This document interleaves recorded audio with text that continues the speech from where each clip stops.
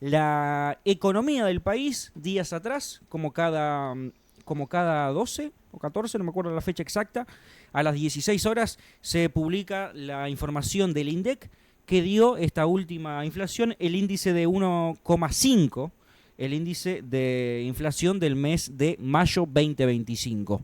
Y uno dice, pero si vos vas al supermercado, vas a comprar y no te aumenta 1,5. Bueno, o sea, es que el INDEC es mentiroso. Hay un antecedente, inclusamente hay un proceso, ¿no?, que tiene que hablar con Guillermo Moreno, que decían que es... Bueno, decían no.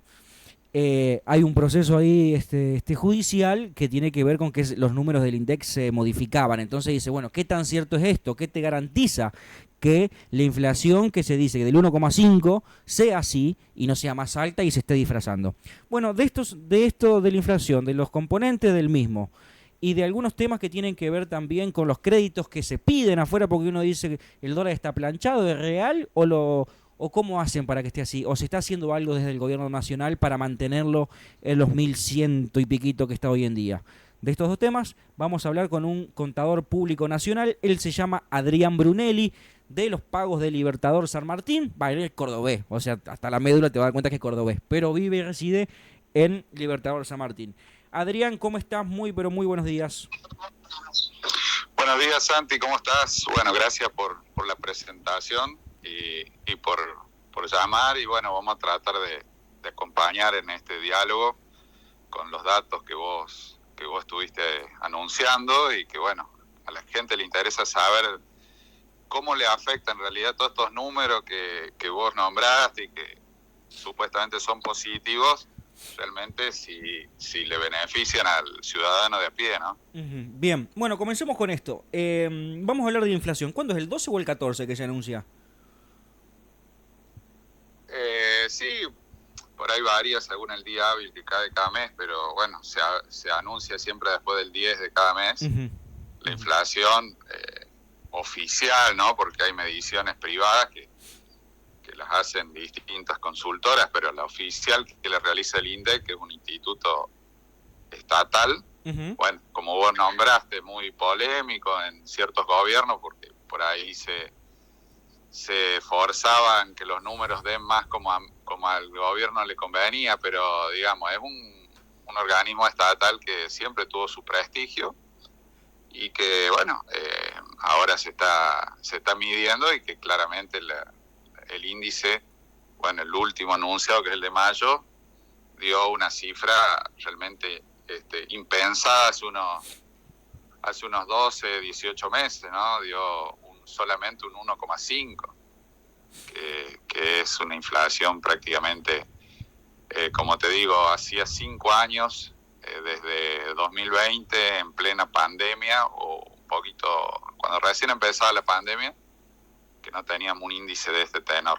Así que, bueno, en principio la noticia es buena, más haciendo un historial que, no sé, cuando asumió este gobierno, diciembre de 2023, arrancó con un 25,5 mensual, si recordamos bien. Después, bueno, así fue bajando, pero 25, 20, 13, 11, fue bajando de esa manera. Y parecía que la barrera del 3, primero decían que no le iba a romper, después la del 2, y bueno, ahora se rompió con el 1,5. Esto básicamente... Exacto, y bueno, y dando esa crónica, hay un dato que se llama inflación interanual, o sea, es desde mayo, esta medición de 1,5, 12 meses para atrás. Nosotros terminamos el año pasado, el 2024, con una inflación interanual del 276%, ¿no?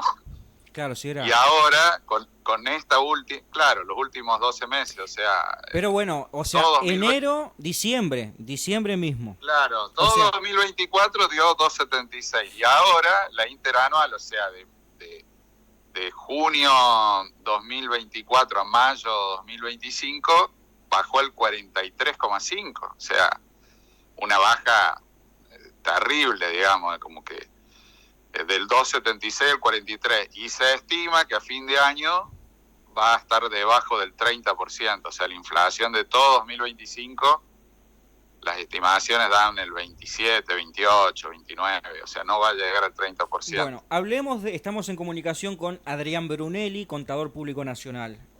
Adrián, hablemos de los componentes que tiene el promedio, ¿no? Cuando uno saca el 1,5, vos decís, pero eso que te decía yo, para llevarlo lo más práctico posible.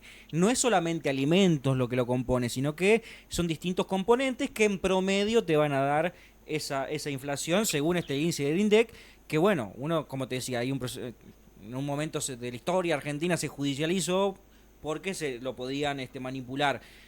¿Vos creés que ahora, es fehaciente lo que el índice del INDEC y lo otro? ¿Cuáles son los componentes del mismo? Y bueno, sí, los componentes, desde el 2000, no me acuerdo qué año exactamente, creo que 2016, eso se va modificando cada tantos años, ¿no? O ¿por qué se va modificando? Porque se concibe que el INDEC debe medir una canasta de bienes y servicios, no es solamente bienes están los alimentos, como vos dijiste, pero hay otros componentes también, pero también otros servicios, ¿no? Porque se concibe que es una canasta de lo que gasta una familia por mes, digamos, para subsistir y para otras cuestiones también que se agregan como entretenimiento y algunos otros componentes. ¿Y eso por qué se va actualizando? Porque el mundo va cambiando, porque antes vos no gastabas en, qué sé yo, en tecnología o en internet, y hoy tenemos internet, Netflix, un montón de cuestiones que hace 20 años no existían, por decir, ¿no?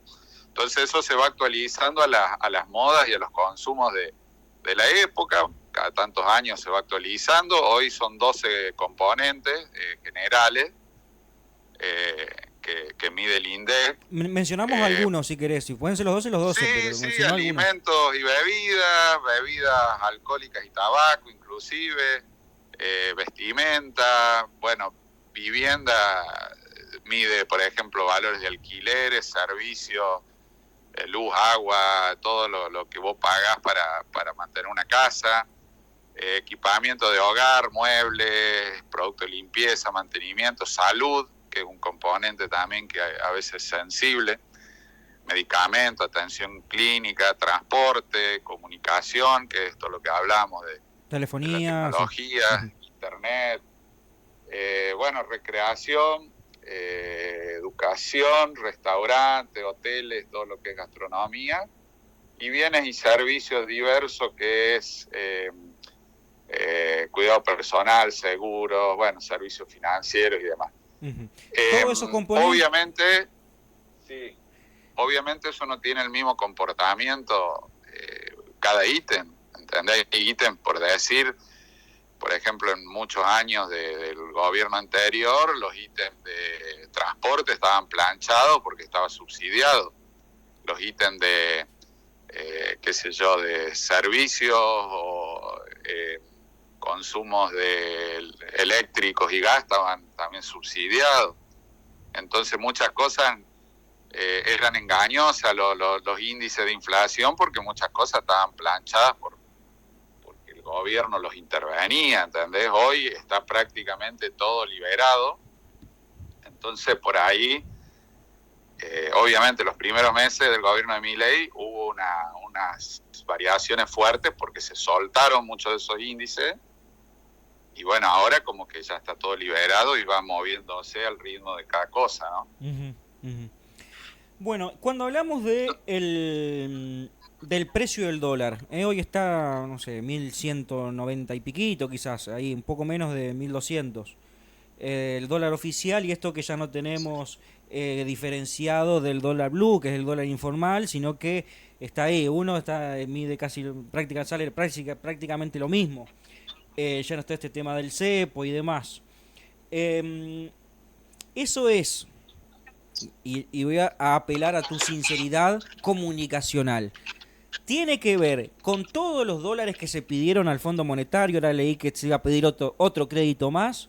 Tiene que ver con que de alguna manera se utilizan esos dólares para frenar la subida del dólar, o a qué o a qué le atribuís el planchamiento del dólar hoy?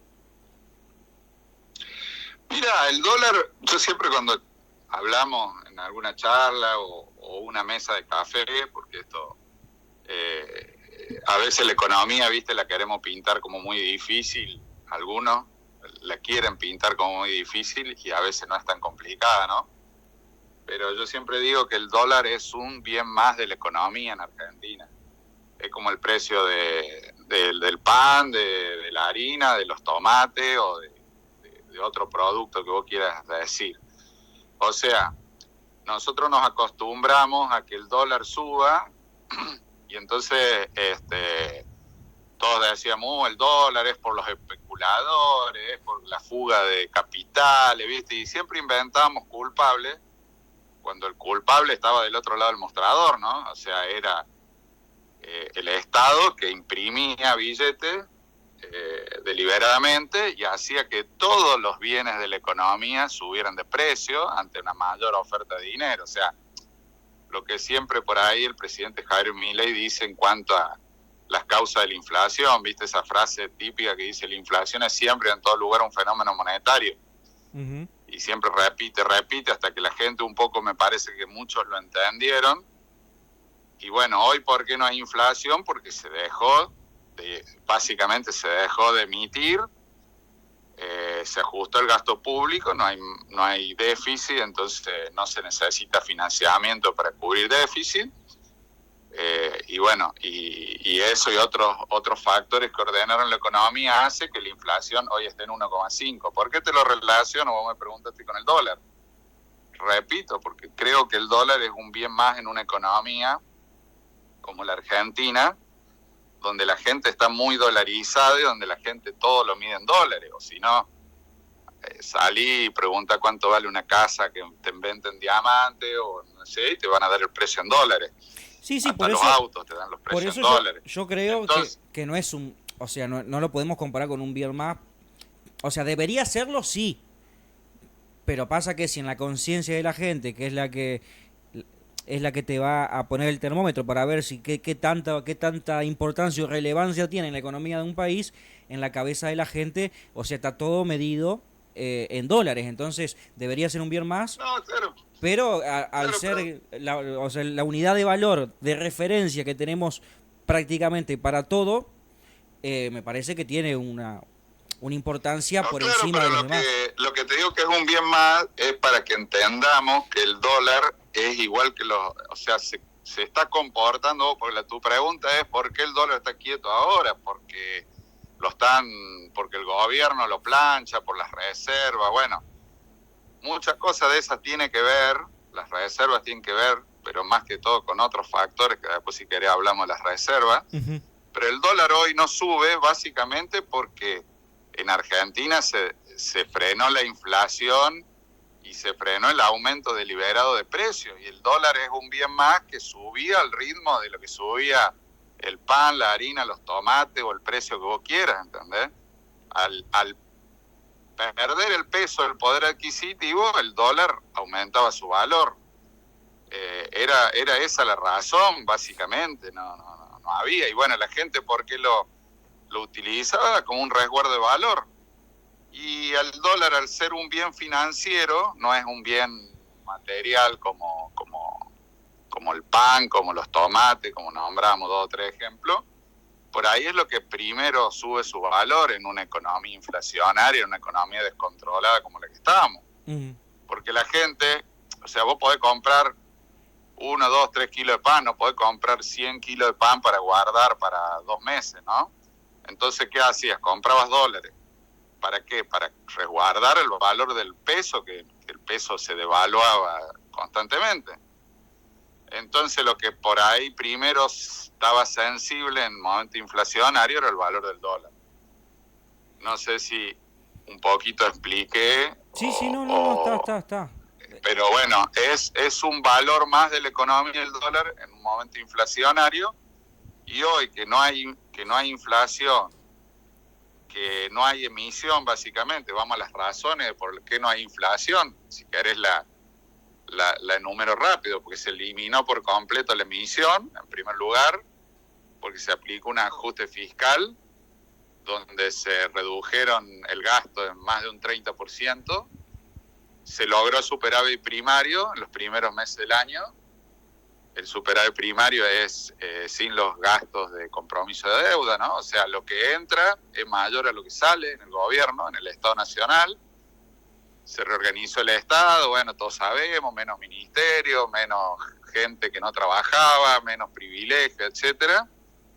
Y bueno, después vino el tema de la salida del cepo, pero todos esos factores hicieron que la inflación se planchara hoy en el 1,5. Uh-huh. Y eso también produjo que el dólar se estabilice, porque ya no hay razón para que el dólar siga subiendo. O sea, es como te dije, un bien más de la economía que la gente ahora no tiene necesidad de salir como loca a comprar, ¿viste? ¿Por qué? Porque vos lo que compras este mes, el mes que viene, está prácticamente el mismo precio, incluso hay algunas cosas que bajan de precio. Bien, hablemos de los préstamos que se han pedido, ¿no? Tanto al Fondo Monetario Internacional como otros organismos. No sé si viste que también habían o estaban en tentativas de, no sé si se concretó o no, pero ya es un hecho que se va a pedir un crédito más, no me acuerdo a qué organismo internacional.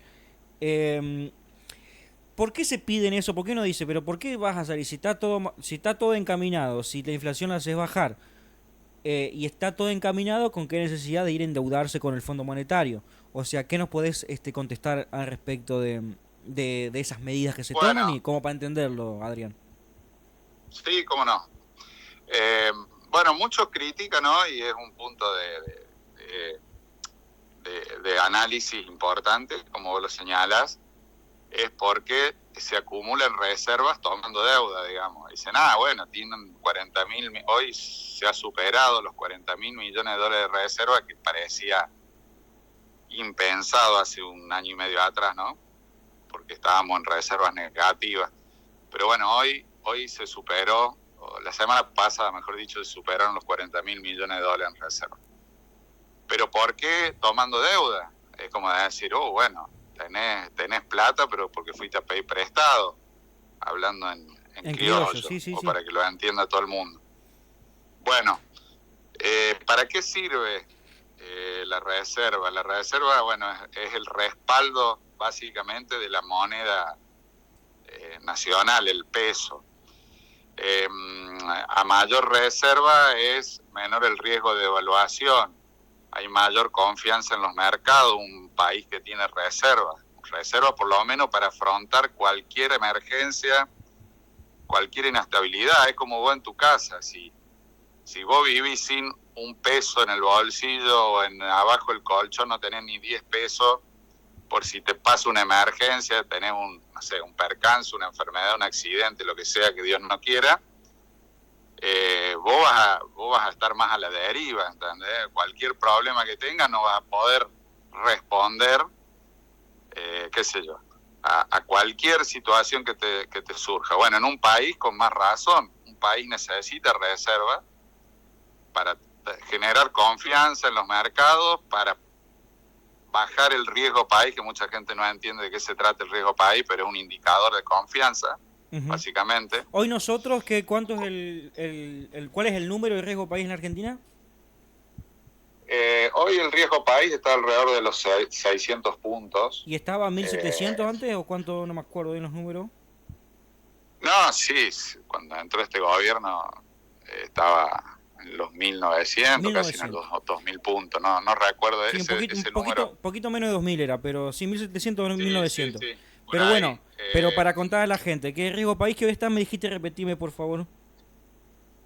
En el 2023, en el 2023 estaban los 2.000, no me acuerdo exactamente el número. Hoy está abajo de los 700, en los 600 y... A ver, ahí me fijo, 690 en este momento. Bien, eso lo que te permite es, cuando una empresa, ponele, eso es lo que entiendo yo, vos me decís, o lo contás más técnico, más sencillo, yo voy a tratar de, en base a lo que leo, yo obviamente no soy contador público, trato de entender un poco el comportamiento, porque es toda una... O sea, esto de vivir con una inflación dentro de todo baja, uno igual tiene que recuperar el poder adquisitivo, si no estamos medio estancados, pero bueno, más o menos te da cierta previsibilidad. Entonces uno trata de entender. Yo decía, ¿qué me importa mi riesgo país? Pero dicen, no sé si vos me contarás, si una multinacional o alguien que ponga mucha plata, o sea, que venga una inyección de dólares de afuera, ¿qué es lo que se van a fijar? El número de riesgo país. Si vos tenés 2000 de riesgo país, no, este no entra en esta escala. Después, si estás en los 100 o en los 200, entra en otra escala y así. Entonces, es como el indicador para que determinadas multinacionales digan, bueno, tengo confianza en esto. Creo que va por ahí. Si no, explícame vos, un poco más técnico, un poco más fácil, cómo es. O para qué sirve eso. Sí, sí, básicamente.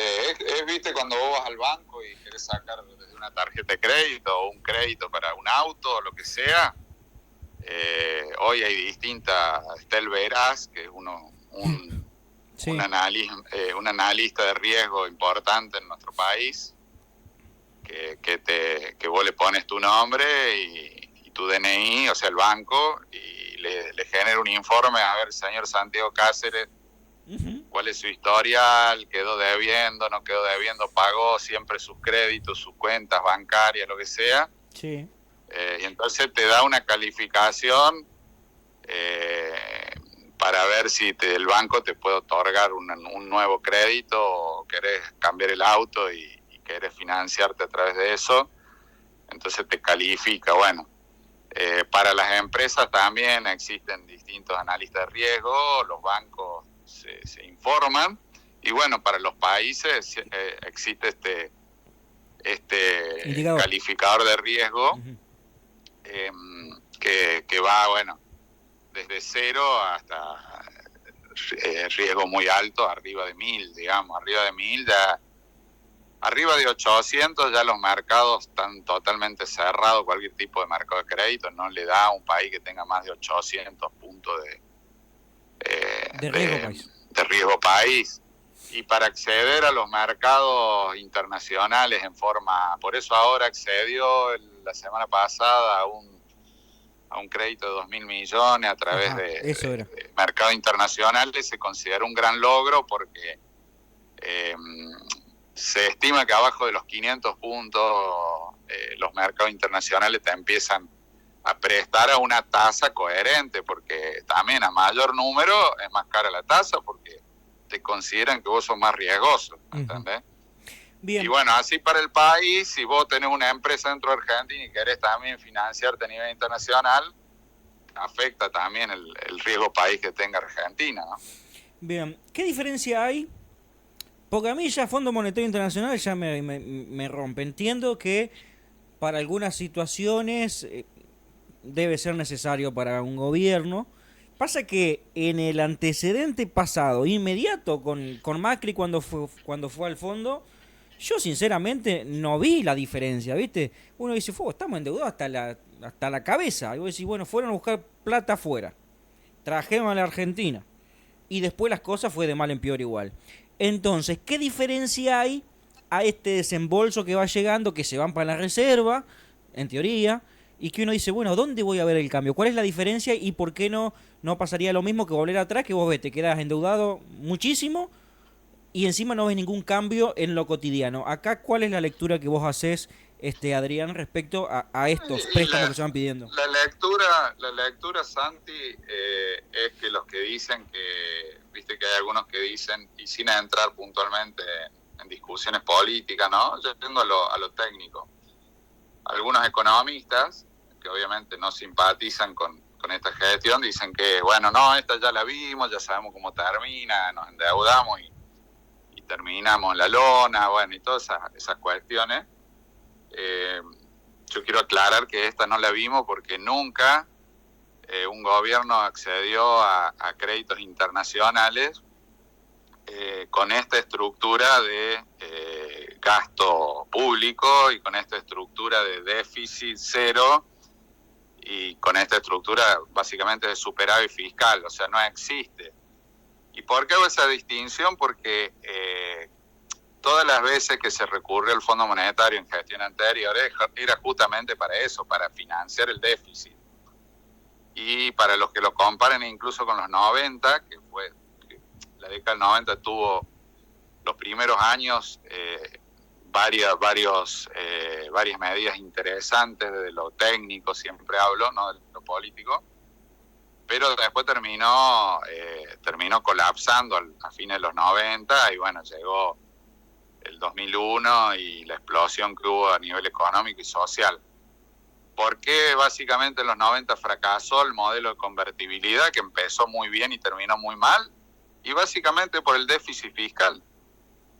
Vos cualquier modelo que vos no equilibres las cuentas públicas y tengas un déficit sostenido por año, termina como terminó en la década del 90. O lo que hizo Macri en el 2000, en su gestión del 2015 al 2019. Empezó muy bien, también saliendo del cepo y tomando algunas medidas de liberar la economía, pero no bajó el gasto público, al contrario lo aumentó, y se fue a los organismos internacionales a pedir plata, que le dieron un préstamo excepcional, y lo terminó gastando en financiar el déficit, o sea, una locura. ¿Entendés? Como que vos en tu casa pedís plata para gastar más de lo que te entra y te seguís endeudando, en un momento explota la tarjeta, explota el banco, explota hasta el vecino que le pediste prestado, qué sé yo, 10.000 pesos para el fin de semana.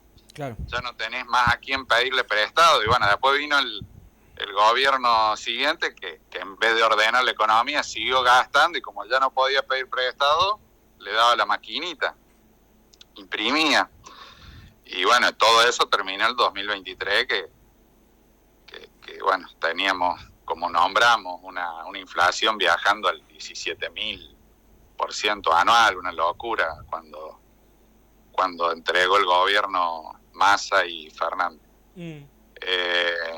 Pero básicamente esa es la gran distinción, Santi. La gran distinción hoy, que el dinero que se pide es para ordenar las cuentas públicas, o sea, para salir de varios pasivos remunerados, las famosas LELIQ que tanto se habló, y otros bonos nacionales que había que ir resolviéndolos, porque no se podía, era una bola de nieve que cada vez aumentaba más. Bueno, había que levantarlos, y como te digo, había que tener, se deben tener reservas para poder afrontar cualquier emergencia, para ir pagando las distintas deudas que van venciendo sin tener que tomar deuda más cara.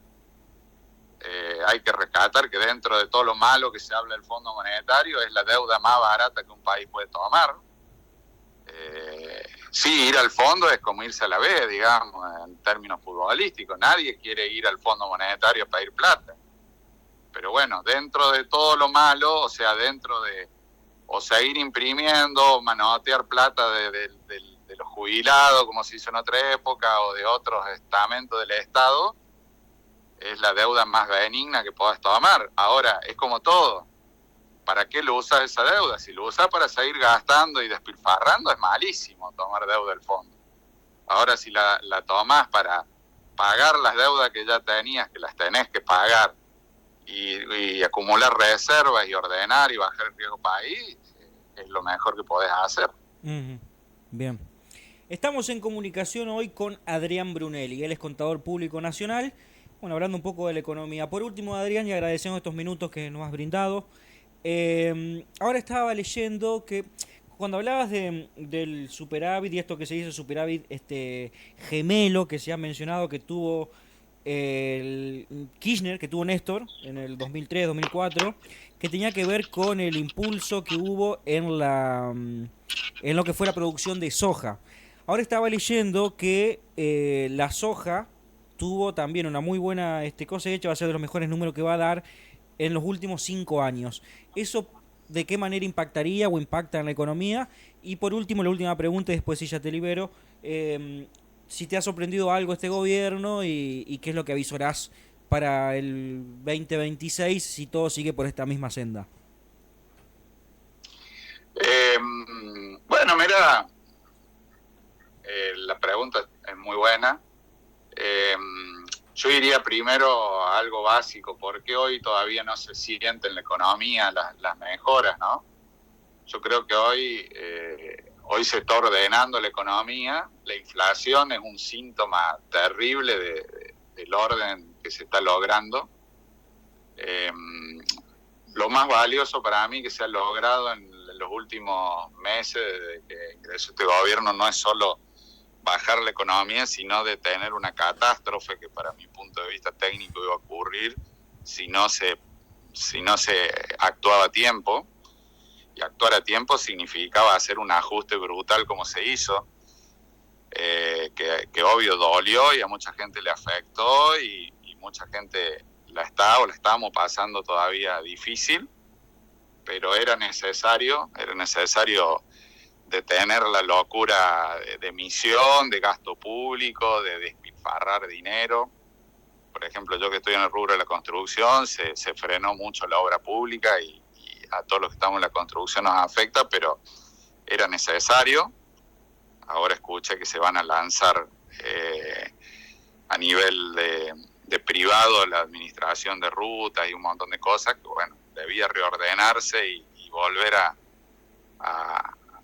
trabajar, pero sobre bases sólidas. Uh-huh. Y bueno, yo creo que se avisora, como te dije, a fin de año una inflación de menos del 30 y un crecimiento del 5,5, esos son los datos oficiales, pero tal vez no sea más del 5%, pero creo que este año la economía claramente está empezando a recuperarse. Va a llevar un tiempo más, estamos todavía en un momento difícil, pero bueno, se necesita, era como cuando vos entras en una casa después de un incendio, primero tenés que limpiar todo lo quemado y después podés empezar a decorar, pintar y arreglar la casa de vuelta. Bueno, en este momento se hizo lo más feo, lo más difícil, que es ordenar la macro, como se llama a nivel económico. Y bueno, a partir de ahora puede ser que empiece a visorarse lo que todos necesitamos y la gente en la calle necesita, que es que su salario le empiece a rendir, que se recompongan un poco más los salarios, que se terminen de acomodar los precios relativos de la economía. Hay muchos precios que están incluso bajando. Y bueno, como vos decís, también hay perspectivas muy buenas en cuanto a las exportaciones de soja, de distintos, bueno, se recuperó mucho la ganadería también, que acá es muy fuerte en esta zona, también en la provincia de Entre Ríos. Se han recuperado valores que estaban por el piso y que hacía que la gente no produzca, ¿no? Uh-huh. Entonces, bueno, además del superávit primario en lo fiscal, está empezando a haber meses de superávit comercial, eso se llama superávit gemelo, cuando los dos superávit, los dos indicadores de balanza fiscal y comercial dan positivo, que sería el círculo virtuoso de la economía, cuando la economía empieza a crecer, y junto a esos dos superávit vos tenés realmente una economía sana y sólida. Bien. Así que bueno, eso es lo que esperamos todos, ojalá. No es fácil el trayecto, no es fácil este momento que estamos viviendo, porque estamos como pasando por el desierto hasta que lleguemos a la meta, pero bueno, todo este reordenamiento que duele era necesario. Bien, Adrián, te agradezco mucho estos minutos, lindo, hemos compartido hace poco nomás por el Día del Periodista, esperamos volver a la comunicación prontito. De mi parte te mando un abrazo y agradecerte. Dale, Santi, cuando quieras estamos para charlar, y si algún momento el público también quiere interactuar o podemos responder preguntas humildemente, ¿no? Con lo que vamos viendo de la economía, lo haremos a disposición. Muchísimas gracias, nos vemos. Hasta la próxima, abrazo. Bueno, ahí pasaba Adrián Brunelli, aguante Talleres, faltó Adrián Brunelli, que hinche Talleres, que bueno, el otro día compartimos algo aquí en Diamante por el Día del Periodista. Él se dedicaba mucho a la comunicación, él es contador público, bueno, él está con su profesión también, pero bueno, es interesante escucharlo porque estuvimos en una charla y bueno, dijo, vamos a hacer una entrevista, así que estábamos viendo cuándo y bueno, se pudo dar hoy la entrevista como para tener una mirada con fundamentos y demás. Después en cada uno llegaron un par de mensajes, yo se los voy a transmitir a Adrián, en cada uno hacer la lectura que sea. Yo trato de ir y hablar con él es contador público, entiende de ciertas cuestiones técnicas que tienen que ver con la economía y bueno, obviamente que es una mirada autorizada. Después estén ustedes si quieren creer o no. Yo digo, bueno, la charla que hagamos, que sea con fundamentos, explicanos, tratamos de no ser tan técnico para que sea fácil de entender. Y bueno, ahí estábamos con la nota. Muchísimas gracias a Adrián Brunelli, contador público nacional, cordobés, pero que reside en Libertador San Martín ya hace varios años.